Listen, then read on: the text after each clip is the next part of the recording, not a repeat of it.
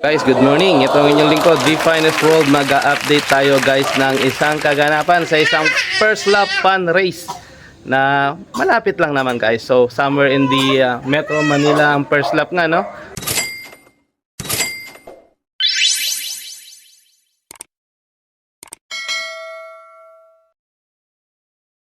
So ito nga po pala ang forecast sa mga oras na ito sa pag-aabang natin sa first lap ng fun race sa ating ginagawang inter-island fun race dito sa ating club. So, we're waiting para sa isang ibon na nandiyan naman nagbigay na ng karangalan sa lock nito. So, waiting tayo guys at around 8:04.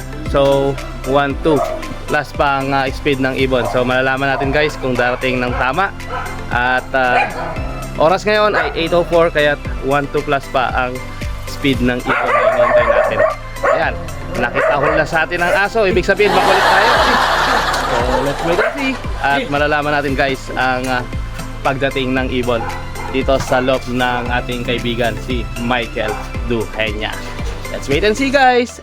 A few inches later. Medyo madilim at makulimlim ang kapaligiran, no? Ito ang waiting area natin. So may kwento nga ang ibon na ito guys at talagang ma-amaze ka. Kapag ang araw madilim ay anong problema kapag madilim ang ibon, sir? Medyo ano? Tagilid. Tagilid. Pero tumatagos sa ulan. Pero mas maganda palang umulan kaysa sa tinatawag na ganitong madilim lang ang panahon, ano? Pag mainit, sure ball. So, malalaman natin yan. Si Daddy, siya yung mahilig mag-clock ng ibon. Ayan. Siyempre, waiting yan si Daddy. Very supportive yan para sa kanyang anak. Kaya malalaman natin yan guys sa mga oras na to. May sikreto pala ang ibon na inaabangan natin, no? So, sana ay umulan na lang talaga ng todo dahil tumatagos pala ito sa ulan. Ito nga ay kinonvert na sa south guys at nanggaling na sa north. So talagang may sinasabi ang ibon na ito. At dyan daw yan na dumadaan at tumatagos sa mga kuryenteng yan. So nakita ko na lumipad ng minsan ang ibon na yon guys. At minsan ko lang naidokumento sa inyo. Ayan, kita nyo naman napakamadawag ng lugar. Pero wag ka, fifth overall ang naninirahan dito. Talaga namang complete clock pa nga ang kanyang ginawa para sa ating South Derby race. Ayan.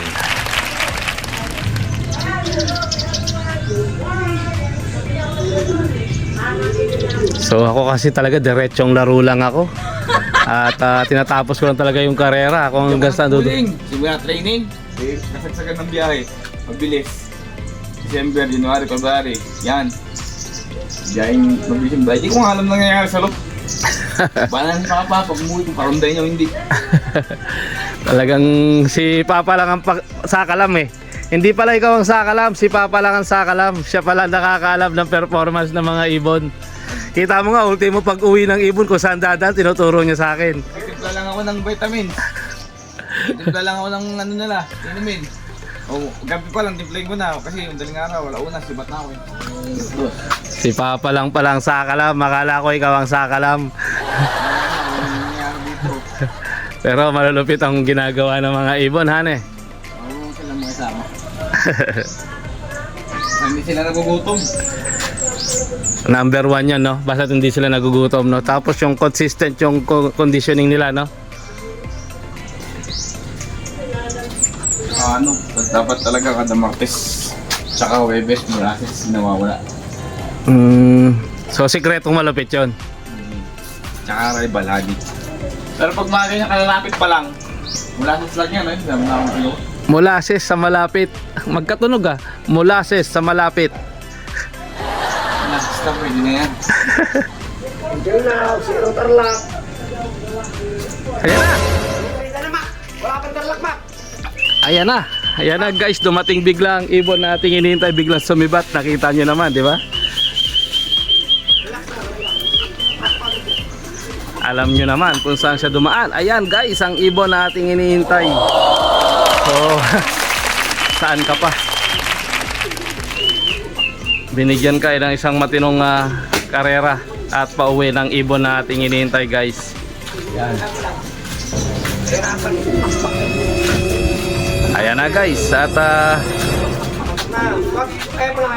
Mukhang hindi napagod ang ibon guys at nagaksaya pa ng oras dito sa labas ng kulungan, kaya minabuti ni tatay na siya na ang magpapasok sa ibon. Oh, bigyan pa rin.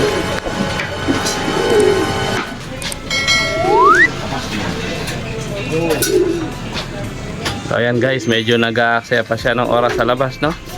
At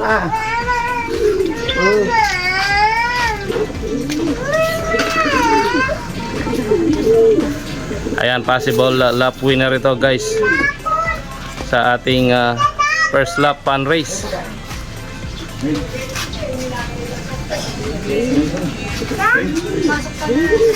Pumasok. Napit pala. So parang wala lang nangyari sa ibon guys.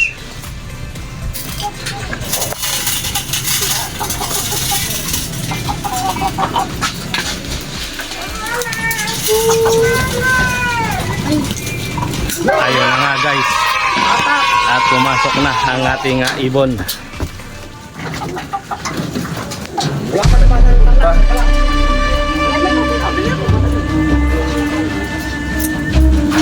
Nag-clock ng El Presidente. Ayan.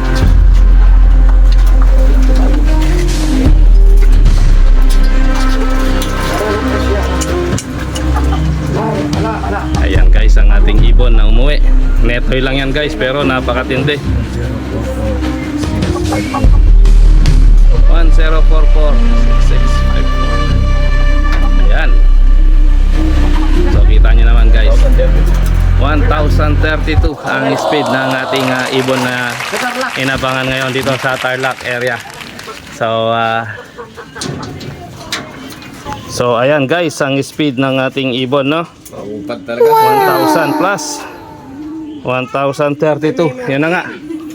At mukhang nakadali na naman ang ating kaibigan sa pagdating ng kanyang ibon. 1,032. So tamang-tama nga yung sinabi ni tatay, no? Na dito nga siya dumaan, pero sinurpresa na tayo at bukod dito dumaan sa mangga. At talagang tamang-tama lang talaga yung arrival niya ng pagpapakitang gilas ng ating ibon, no? At sadyang napakatindi ng ibon na ito. Akala mo'y wala lang sa kanyang dinaanan. At kita nyo naman na sinasalubong lang. So ayan ang kanyang partner guys. At ayan. So napakatindi talaga ng ibon na to. Talaga naman at hindi ka talaga bibitawan sa lahat ng laban. Ayan. Diretso, kain siya guys. At medyo malapit lang yan, nasa first lap, no? So Daw nag-clock ng Tarlac. Karami na nag-clock. possible na malalaman natin na kung ano ang standing nito sa first lap fun race. So first lap pa lang naman yan guys. At talaga namang alam natin na exciting ang bibigay na laban ng ibon na ito.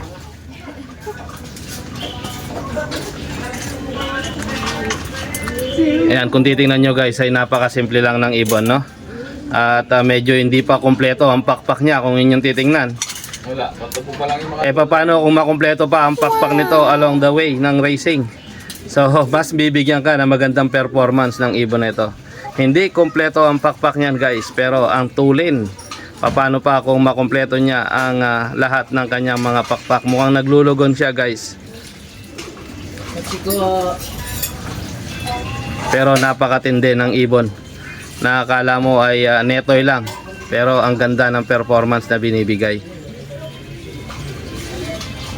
So kita nyo naman ang mga chismosong mga kasama niya, yan, at nakatingin sa kapatid nilang dumating. At yun nga, sabi nga nila ay nag-iismida ng mga mukha nila, lap winner. Yung pala marami nang nag-clock, pero nang sa ganon maganda pa rin ang performance sa sitwasyon ng ibon na ginawa, no? Yun lamang guys, at i-update ko kayo sa kaganapan ng 4 laps fun race na ito na ginagawa ngayon sa Inter-Island Racing Pigeon dito sa ating CTPR ang ating si Boss Noy. Salute sa iyo, Sir Boss Noy. Maraming salamat sa pagbibigay ng magandang palaro dito sa Tarlac City. At nawa ay patuloy tayo na magkaroon ng saya at tuwa sa lahat ng mga punchers na patuloy na nagtitiwala sa ating Racing Pigeon in the Philippines. Ito ang inyong lingkod, Beef Finest World. Always choose to be happy and be courteous to others. And let the Lord God Almighty be the center of our life. So, bye for now and God bless. Ayan, ang ibon. Napakatindi, guys. So, talaga naman, napaka-exciting ng paghihintay ng ibon. Lalo na alam natin na may sinasabi ang ibon na ating hinihintay sa oras ng karera. Yun lamang, guys, at shoutout sa inyong lahat ng mga kalapatids out there na walang sawang tumatangkilik sa ating mga mumunting vlog sa araw-araw. Salamat and God bless.